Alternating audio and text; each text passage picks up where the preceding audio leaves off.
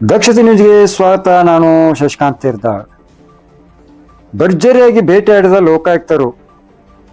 ಹೌದು ವೀಕ್ಷಕರೇ, ಜಮಖಂಡಿ ನಗರದ ತಾಲೂಕು ಆಡಳಿತ ಸೌಧದಲ್ಲಿ ಕಾರ್ಯನಿರ್ವಹಿಸುತ್ತಿರುವ ಉಪ ಖಜಾನೆ ಅಧಿಕಾರಿ ಹಾಗೂ ಪ್ರಥಮ ದರ್ಜೆ ಸಹಾಯಕ ಲೋಕಾಯುಕ್ತ ಬಲೆಗೆ ಬಿದ್ದಿರುವ ಘಟನೆಯೊಂದು ನಡೆದಿದೆ. ಜಮಖಂಡಿ ತಾಲೂಕು ಆಡಳಿತ ಸೌಧದ ಉಪ ಖಜಾನೆ ಅಧಿಕಾರಿ ಎಸ್ ಬಿರಾದರ್ ಹಾಗೂ ಪ್ರಥಮ ದರ್ಜೆ ಸಹಾಯಕ ವಿನಾಯಕ್ ಹಣಮಾಡ್ ಇಬ್ಬರು ಸೇರಿಕೊಂಡು 40,000 ಲಂಚ ಹಣದ ಬೇಡಿಕೆಯನ್ನು ಇಟ್ಟು 40,000 ಲಂಚದ ಹಣವನ್ನು ಪಡೆಯುವ ಸಮಯದಲ್ಲಿ ಲೋಕಾಯುಕ್ತ ಬಲೆಗೆ ಬಿದ್ದ ತಿಮಿಂಗಲಗಳಾಗಿದ್ದಾರೆ. ಜಮಖಂಡಿ ನಗರದ ರುದ್ರಸಾಂಪೇಟ ಗಲ್ಲಿಯ ಚೇತನ್ ತರ್ತರೆ ಅವರ ಮಾವನವರಾದ ರವಿ ರಾಮಚಂದ್ರ ತರ್ತರೆ ಅವರು ನಗರಸಭೆಯಲ್ಲಿ ಪೌರ ಕಾರ್ಮಿಕರಾಗಿ ನಿವೃತ್ತಿ ಹೊಂದಿದ ಬಳಿಕ ಬರುವ ಪಿಂಚಣಿ ಮತ್ತು ಆರ್ಥಿಕ ಸೌಲಭ್ಯಗಳನ್ನು ಜಮೆ ಮಾಡಲು 1,42,900 ರೂಪಾಯಿಗಳ ಹಣವನ್ನು, ಅದರಲ್ಲಿ ಅರ್ಧದಷ್ಟು 70,000 ಲಂಚದ ಹಣದ ಬೇಡಿಕೆಯನ್ನು ಇಟ್ಟು ಅದರಲ್ಲಿ 40,000 ಹಣವನ್ನು ನೀಡಲು ಬೇಡಿಕೆ ಇಟ್ಟಿದ್ದರು. ಆ 40,000 ಹಣವನ್ನು ಸ್ವೀಕರಿಸುವ ಸಮಯದಲ್ಲಿ ಲೋಕಾಯುಕ್ತ ಅಧಿಕಾರಿಗಳು ಬಲೆಗೆ ಬಿದ್ದಿರುವ ತಿಮಿಂಗಲಗಳಾದ ಉಪ ಖಜಾನೆ ಅಧಿಕಾರಿ ಎಸ್ ಬಿರಾದರ್ ಹಾಗೂ ಪ್ರಥಮ ದರ್ಜೆ ಸಹಾಯಕ ವಿನಾಯಕ್ ಹಣವಾಡ್ ಸಿಕ್ಕಿ ಬಿದ್ದಿದ್ದಾರೆ ಎಂದು ಬಾಗಲಕೋಟ್ ಲೋಕಾಯುಕ್ತ ಎಸ್ಪಿಗಳಾದ ಮಾಣಿಂಗ್ ನಂದಗಾಂವಿ ಅವರು ತಿಳಿಸಿದ್ದಾರೆ. ಈ ದಾಳಿ ಸಮಯದಲ್ಲಿ ಲೋಕಾಯುಕ್ತ ಅಧಿಕಾರಿಗಳಾದ DSP Suresh Reddy, CPI NR Kilare, Mallikarjun Biradar ಸೇರಿದಂತೆ ಹಾಗೂ ಸಿಬ್ಬಂದಿಗಳು ಈ ದಾಳಿ ಸಮಯದಲ್ಲಿ ಇದ್ದರು. ಇಂದು 27/7/2026 ನಮ್ಮ ಬಾಗಲಕೋಟೆ ಲೋಕಾಯುಕ್ತ ಪೊಲೀಸ್ ಸ್ಟೇಷನ್ಗೆ ಒಂದು ಕಂಪ್ಲೇಂಟ್ ಲಾರ್ಜ್ ಆಗುತ್ತೆ. ಈ ಕಂಪ್ಲೇಂಟ್ದಾರು ಚೇತನ್ ತರ್ತರಿ ಅಂತೇಳಿ ಜಮಖಂಡಿ ಅವರು. ಕಂಪ್ಲೇಂಟಲ್ಲಿ ಏನೈತೆ, ಅವರು ಮಾವನವ್ರದ್ದು ಪೌರ ಕಾರ್ಮಿಕರಾಗಿ ಕೆಲಸ ಮಾಡಿ ನಿವೃತ್ತಿ ಹೊಂದಿರ್ತಾರೆ.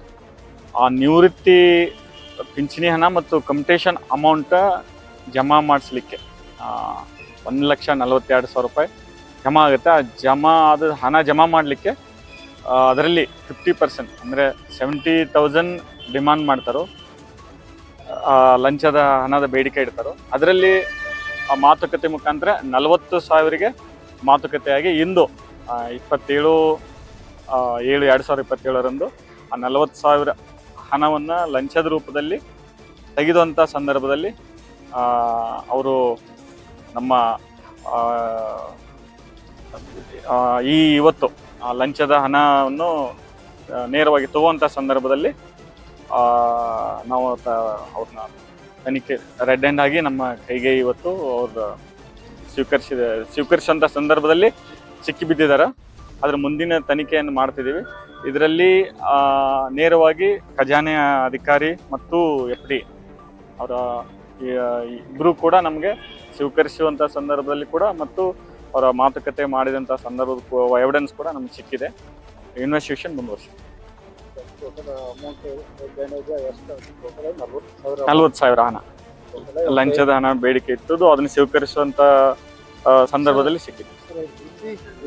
ಹುದ್ದೆ ಅಂದ್ರೆ ಒಬ್ರು ಖಜಾನೆ ಅಧಿಕಾರಿ ಶ್ರೀ ಎಸ್ ಬಿರಾದರ್, ತಾಲೂಕು ಖಜಾನೆ ಅಧಿಕಾರಿ ಜಮಖಂಡಿ, ಮತ್ತು ಇನ್ನೊಬ್ರು ವಿನಾಯಕ್ ಹೊನವಾಡ, ಪ್ರಥಮ ದರ್ಜೆ ಸಹಾಯಕರು.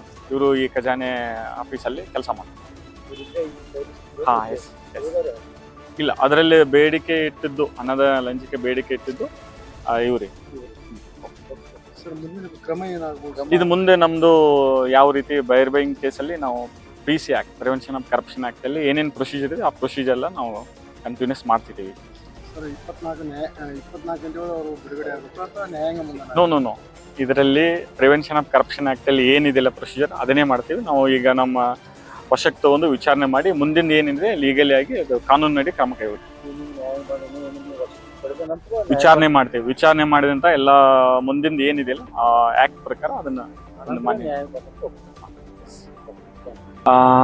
ನಮ್ಮ ಬಾಗಲಕೋಟೆ ಲೋಕಾಯುಕ್ತ ಪೊಲೀಸ್ ಠಾಣೆಯಿಂದ ಮತ್ತೆ ನಿಮ್ಮ ಮೂಲಕ ನಾನು ಸಮಸ್ತ ಬಾಗಲಕೋಟೆ ಜನತೆಗೆ ಆಗಲಿ ಮತ್ತೆ ಜಮಖಂಡಿ ತಾಲೂಕಿನ ಎಲ್ಲ ಜನತೆಗೆ ರಿಕ್ವೆಸ್ಟೆಡ್ ಏನು ಮಾಡ್ತೀನಿ ಅಂದರೆ, ಐ ರಿಕ್ವೆಸ್ಟೆಡ್ ಯಾವುದೇ ಸರ್ಕಾರಿ ಕಚೇರಿಯಲ್ಲಿ ಯಾವುದೇ ಕೆಲಸವನ್ನು ಪೆಂಡಿಂಗ್ ಇಟ್ಕೊಂಡು ಲಂಚದ ಹಣಕ್ಕೆ ಬೇಡಿಕೆ ಇಟ್ಟರೆ ತಕ್ಷಣ ನಮ್ಮ ಕಚೇರಿಗೆ ಬರಬೇಕು. ಮತ್ತು ನಮ್ಮ ಕಚೇರಿ ಡಿಸ್ಪ್ಲೇ ಬೋರ್ಡಲ್ಲಿ ನಮ್ಮ ನಂಬರ್ಸ್ ಇದೆ, ನನ್ನ ನಂಬರ್ಸ್ ಇದೆ, ನಮ್ಮ DVSP ನಂಬರ್ ಇದೆ, ನಮ್ಮಲ್ಲಿರ್ತಕ್ಕಂಥ 3 ಜನ ಇನ್ಸ್ಪೆಕ್ಟರ್ಸ್ ಕೂಡ ನಂಬರ್ ಇದೆ, ಲ್ಯಾಂಡ್ಲೈನ್ ಇದೆ. ವೆಬ್ಸೈಟ್ ಕೂಡ ಇದೆ. ವೆಬ್ಸೈಟಲ್ಲಿ ಆಲ್ ಲೋಕಾಯುಕ್ತ ಇನ್ಸ್ಟಿಟ್ಯೂಟ್ದು ಹೆಡ್ ಆಫೀಸ್ದು ಎಲ್ಲ ಅಧಿಕಾರಿಗಳ ನಂಬರ್ ಇದೆ. ದಯವಿಟ್ಟು ಆ ನಂಬರ್ ಮೂಲಕ ಸಂಪರ್ಕಿಸ್ಬೋದು, ಅಥವಾ ಯಾವುದೇ ನೇರವಾಗಿ ಹಣಕ್ಕೆ ಬೇಡಿಕೆ ಇಟ್ಟಂಥ ಸಂದರ್ಭದಲ್ಲಿ ತಕ್ಷಣ ನಮ್ಮ ಕಚೇರಿಯನ್ನು ಸಂಪರ್ಕಿಸ್ಬೋದು, ಅಥವಾ ನಮಗೆ ಫೋನ್ ಮುಖಾಂತರ ಸಂಪರ್ಕಿಸ್ಬೋದು. ತಕ್ಷಣ ಬರಬೇಕಂತ ನಾನು ರಿಕ್ವೆಸ್ಟ್ ಮಾಡ್ತೀನಿ. ಅದರ ಜೊತೆಗೆ ಯಾವುದೇ ಸರ್ಕಾರದ ಯೋಜನೆಗಳಲ್ಲಿ, ಸರ್ಕಾರದ ಕೆಲಸಗಳಲ್ಲಿ ಏನಾದರೂ ಅಧಿಕಾರಿಗಳಿಂದ ಹಣದ ದುರುಪಯೋಗ ಆಗಿತ್ತಂದ್ರೆ ಕೂಡ ಅದನ್ನು ಕೂಡ ನಮ್ಮ ಕಚೇರಿಗೆ ಬಂದು ದೂರನ್ನು ಸಲ್ಲಿಸಬಹುದು ಅಂತ ಹೇಳಿ ವಿತ್ ರಿಕಾರ್ಡ್ಸ್ ಮುಖಾಂತರ ನಮಗೆ ಸಂಬಿಸ್ರೆ ಅದರ ಮುಂದಿನ ಕ್ರಮವನ್ನು ನಾವು ತೆಗೆದುಕೊಳ್ತೀವಿ. ಇದನ್ನು ನಾನು ಈ ಸಮಸ್ತ ಬಾಗಲಕೋಟೆ ಜನರಲ್ಲಿ ತಮ್ಮ ಮುಖಾಂತರ ರಿಕ್ವೆಸ್ಟ್ ಮಾಡ್ತೀನಿ.